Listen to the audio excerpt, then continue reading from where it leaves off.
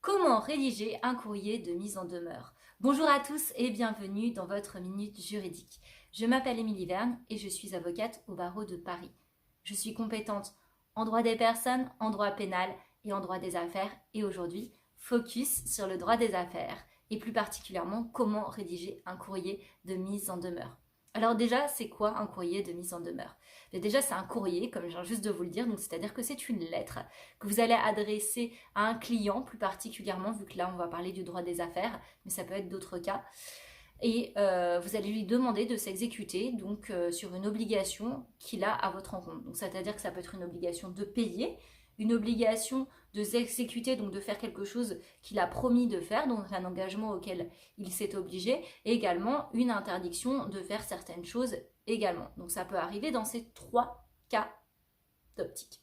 Donc voilà, ce courrier, vous allez l'envoyer une fois que le délai de base qui était prévu pour s'exécuter est échu. C'est-à-dire que normalement, vous aviez convenu d'une date de base pour un certain règlement ou pour s'exécuter sur une certaine affaire. Et puis, une fois que ce délai est passé, bah, là, vous vous réveillez, vous lui dites attendez, là, ça va pas le faire, on va se réveiller. Moi, j'ai besoin que vous fassiez ce que vous m'avez promis. Et si vous ne le faites pas, ben, tout simplement, je passerai devant les tribunaux. Alors, en général, avant de faire un courrier de mise en demeure, on fait d'abord des lettres de relance. C'est un préalable qui n'est pas indispensable, mais qui est recommandé. Pourquoi? Tout simplement déjà pour maintenir une relation commerciale cohérente, donc dans de bonnes dispositions, première chose. Puis deuxième chose, parce que le courrier de mise en demeure, en fait, ça va être le point de départ de la saisine du tribunal. Donc c'est la dernière mesure amiable que vous allez mettre en place. Et du coup, comme les tribunaux, ils vous demandent quand même d'avoir fait des démarches en ce sens, des démarches amiables et de bonne volonté en ce sens, du coup, vous pourrez justifier que vous avez mis en place plusieurs étapes et que vous avez tout fait pour essayer de régler cette situation de manière le plus pacifique possible. On peut dire ça comme ça. Voilà. Première chose, il faut savoir également que ce courrier de mise en demeure, il va commencer à faire courir les intérêts auto-légaux. C'est-à-dire qu'à partir de ce moment-là, non seulement la personne vous devra la somme qu'elle vous devait, mais en plus les intérêts auto-légaux en plus. Alors maintenant, comment est-ce qu'on fait pour rédiger ce fameux courrier? Eh bien déjà, il y a trois parties. La première partie, ça va être l'entête. Donc dans l'entête, qu'est-ce que vous mettez? Déjà, vous allez mettre les coordonnées, les vôtres, mais également celles de votre destinataire. Et ça, ce sont des mentions qui sont obligatoires. Vous allez indiquer également la date à laquelle vous envoyez ce courrier et également notamment le fait que ce soit un courrier de mise en demeure. Il faut absolument que ce soit noté. Vous allez également noter la manière dont vous allez l'envoyer. Donc pour un courrier de mise en demeure, c'est soit un courrier AR, soit vous allez lui faire signifier par voie d'huissier. Donc c'est-à-dire que vous allez demander à l'huissier de lui délivrer ce courrier de mise en demeure. Ce sont les deux modalités. Première chose, au niveau de l'entête. Et ensuite, vous allez rentrer dans le corps du sujet. Donc, qu'est-ce que vous allez mettre dedans? Déjà, vous allez expliquer quelle est la nature de la problématique, donc quelle est la nature du litige qui vous oppose. Ensuite, vous allez noter la nature de votre demande. Et ensuite, vous allez noter également le délai d'exécution que vous allez lui laisser, c'est-à-dire en général 15 jours. Et puis, troisième point, vous allez signer.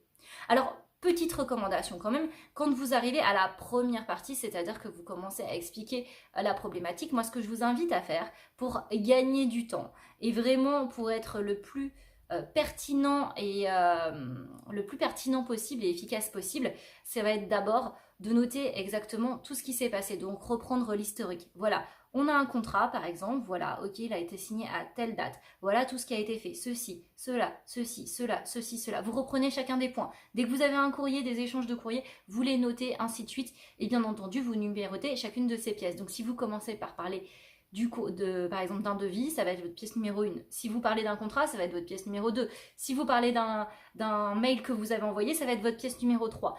Et toutes ces pièces, vous allez les mettre à la fin, donc vous allez ensuite faire une quatrième partie finalement, dans laquelle vous allez numéroter toutes les pièces que vous allez joindre à votre courrier de mise en demeure pour être le plus efficient possible. Et puis concernant votre demande, l'idée est d'être le plus clair et explicite possible. C'est-à-dire préciser la somme d'argent que vous allez demander, si vous demandez une indemnisation en plus, quel est le montant? et sur quoi vous vous basez pour que ce soit bien clair.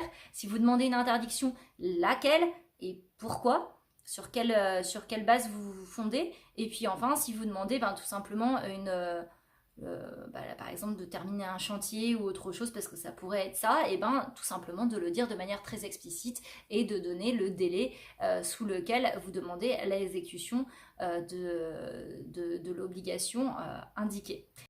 Alors ce courrier, est-ce que vous pouvez le rédiger seul? La réponse est tout simplement oui. Déjà, dans un premier temps, vous pouvez le faire tout seul. Et des fois, vous pouvez y avoir intérêt si le montant du litige est vraiment bas et que du coup, vous n'avez pas spécialement intérêt à faire appel à un avocat, tout simplement parce que ça vous coûtera quasiment le même prix ou voire même plus cher que si vous lui confiez le dossier. Déjà, première chose. Et puis des fois, vous avez tout simplement intérêt à faire appel à un conseil. Pourquoi? Parce que déjà, il va vous donner une expertise, il va vous permettre de savoir comment rédiger très clairement votre courrier, comment le justifier, lui associer des bases légales bien entendu également, et puis tout simplement parce que l'entête d'un avocat, ça fait quand même son effet, et ça c'est quelque chose qu'on ne pourra pas lui retirer, tout simplement.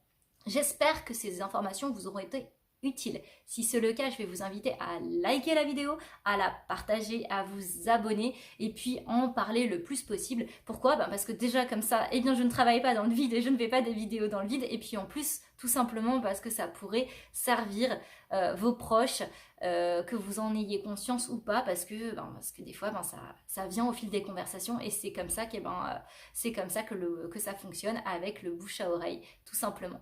Je vous remercie pour votre écoute et je vous dis à bientôt. Au revoir.